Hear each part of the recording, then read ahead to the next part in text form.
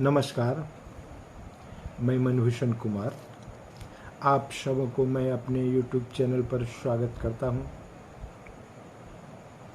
आज मैं आप लोगों के समक्ष भारतीय राजनीति के दलित राजनीति के प्रणेता बहन मायावती के संदर्भ में चर्चा करना चाहूँगा। मायावती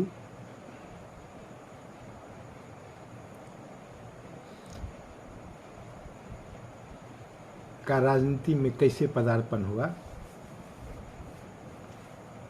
पहले इस पर हम प्रकाश डालें। 1977 में जब जनता पार्टी की सरकार बनी तो उस समय के स्वास्थ्य मंत्री राजनारायण दलित समाज के लिए एक कार्यक्रम का आयोजन किया। उन्होंने पूरे भारत से दलित समाज के बड़े बड़े नेता को आमंत्रित किया और सबों ने उनके कार्यक्रम में दिल्ली में भाग भी लिया। उसी में बहन मायावती भी उपस्थित थी। सबों ने कार्यक्रम में जब दलित शब्द का उपयोग किया तो इससे मायावती बहुत नाराज हुई। उनकी जब बारी आई तो अपने भाषण में कोहराम मचा दी। उन्होंने कहा, सरकार की तरफ से हमें अनुसूचित जाति बनाया गया है, हमें हरिजन आप लोग न कहें। हरिजन सुनना हम पसंद नहीं करते हैं। और इसके विद्रोह में इतना जोर से उतावलापन हुई, इतना हंगामा कर गई कि वह कार्यक्रम मायावती पर केंद्रित हो गया। उस कार्यक्रम के आकर्षण का केंद्र मायावती बन गई।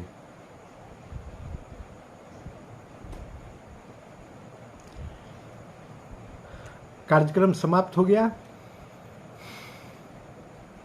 उस कार्यक्रम में बामेसफ के नेता जो पंजाब से नौकरी छोड़कर राजनीति में बामेसफ के कार्यकर्ता नौकरी करने वालों के लिए राजनीति करते थे, काशीराम भी उपस्थित थे। काशीराम ने 2-4 दिनों के बाद मायावती के घर पर गए।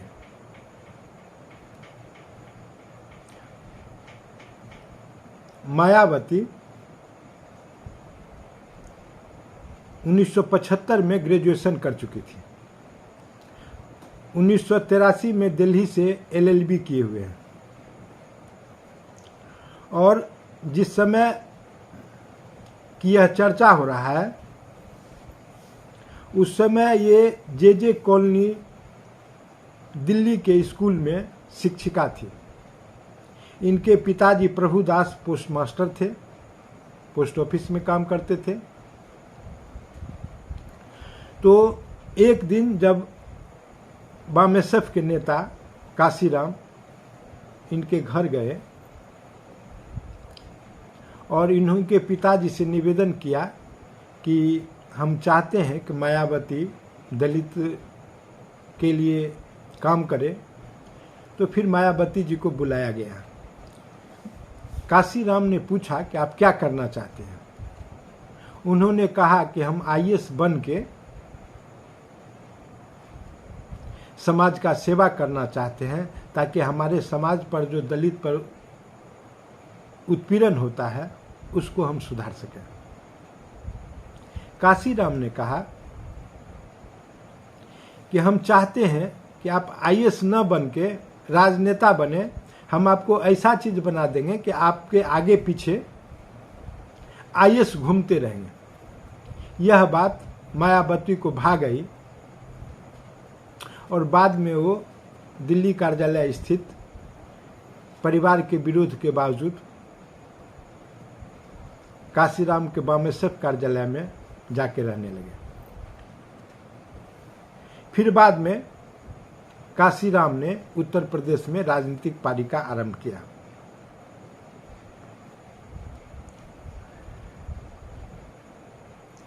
जब राजनीतिक पारी का आरंभ किया तो काशीराम मायावती को हर जगह एक राजनेता के रूप में प्रस्तुत करते थे, क्योंकि काशीराम मायावती की योग्यता से पूरी तरह परिचित थे।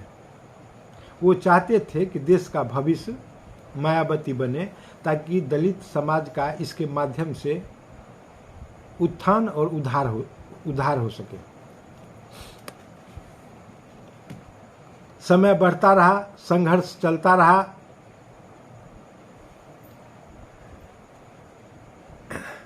इसके बाद उत्तर प्रदेश में बहुजन समाज पार्टी की स्थापना हुआ, फिर राष्ट्रीय पार्टी बना, उनका चुनाव चिन्ह हाथी बना और काशीराम के आशीर्वाद से मायावती बढ़ती रही, पीछे कभी मुड़ के नहीं देखी।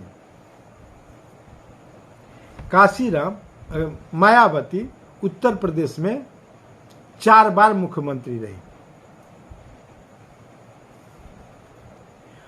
1993 में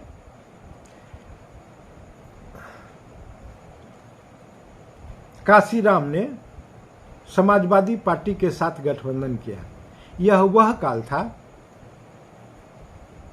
जब 1992 में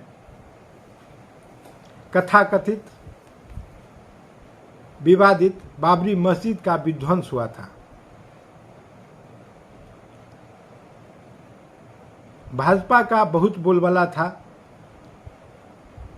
और वैसी स्थिति में जिसमें भाजपा के लिए लहर सा चल रहा था, काशीराम ने बड़ी चालाकी से समाजवादी पार्टी के साथ गठबंधन कर भाजपा को सरकार बनाने से रोक दिया। जबकि अभी 1 बरस भी नहीं बीते थे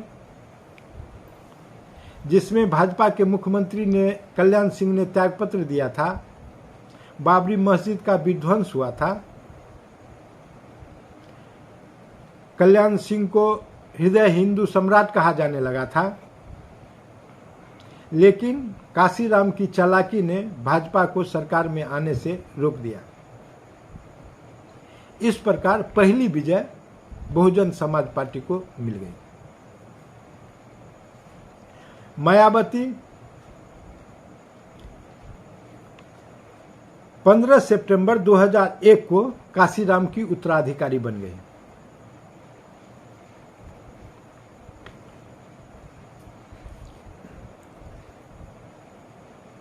दो 1984 में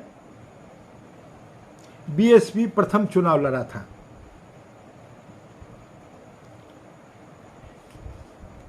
उन्नीस में मायावती बिजनौर लोकसभा से जीती थी।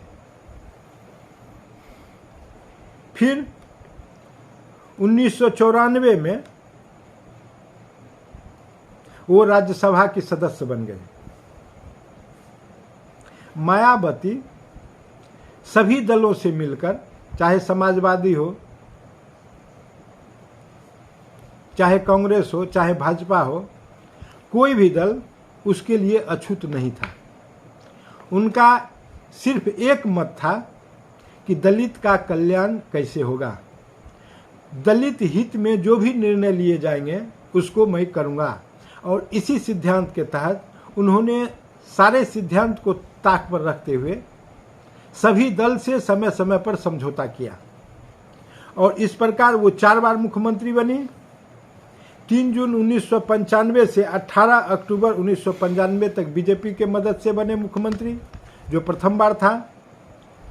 21 मार्च 1997 से 20 सितंबर 1997 तक बनी मुख्यमंत्री। तीसरे बार बनी 3 मई 2002 से 26 अगस्त 2003 तक।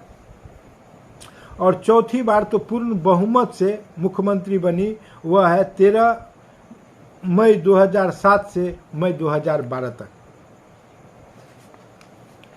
मायावती ने अपने कृत्यों से अपने को स्थापित किया। मायावती अपने समाज के वोटरों पर काफ़ी गंभीर पकड़ है। हालांकि भाजपा उसे तोड़ने का काम किया है, क्योंकि मायावती दलित जाति में जाटव जाति से आते हैं और उनका एक मुश्त वोट उनके लिए पड़ता रहा है। लेकिन भाजपा ने चालाकी से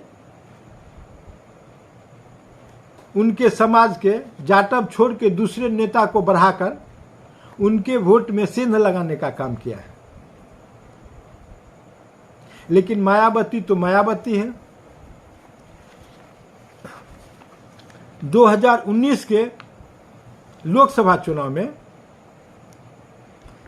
मायावती ने बड़ी चालाकी से समाजवादी पार्टी के साथ समझौता कर लिया और समझौता का परिणाम यह हुआ कि जहां भाजपा 72 लोकसभा सीट उत्तर प्रदेश में पाई थी, मायावती ने उसको 62 पर लाके खड़ा कर दिया। क्योंकि मायावती के 10 लोग लोकसभा के लिए जीत गए थे, 5 लोग समाजवादी पार्टी के जीते थे, 5 सदस्य।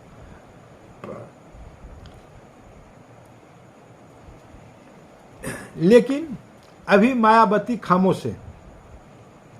उन्होंने अभी घोसी के चुनाव में कहा कि मेरे वोटर नोटा दबाएं, तटस्थ रहें, किसी को वोट न दें। इसका बहुत बड़ा संदेश जाता है। आखिर वो भाजपा के साथ जा नहीं सकती है, क्योंकि भाजपा जितना सीट जीते हुए अपने सीट में से मायावती को देना नहीं चाहेगी। मायावती का भी मजबूरी है कि वो इंडिया के साथ ही जाए। लेकिन एक मजबूरी यह भी है कि केंद्र से जो ईडी और सीबीआई चलती है, उसका डर भी मायावती के भीतर दिन रात बना रहता है। लेकिन मायावती एक परिपक्व राजनीतिज्ञ है और उसके हिसाब से वह समय पर निर्णय लेगी कि उसको इधर रहना है या उधर जाना है। अगर मायावती इंडिया के साथ गठबंधन कर लेती है और सीट का ठीक से बंटवारा हो जाता है, तो भारत के राजनीति में जाने वाले उत्तर प्रदेश का मार्ग में मायावती की वोटरों का संख्या तुरुप का इक्का साबित होगा। यह साधारण घटना नहीं होगी। मायावती को कई प्रकार से याद किया जा सकता है। मायावती एक समय में सिर्फ दलित की राजनीति के लिए जानी जाती थी। मायावती जब 2012 से 17 तक शासन की, उनके राज्य में तमाम गुंडा को जेल में डाल दिया गया था।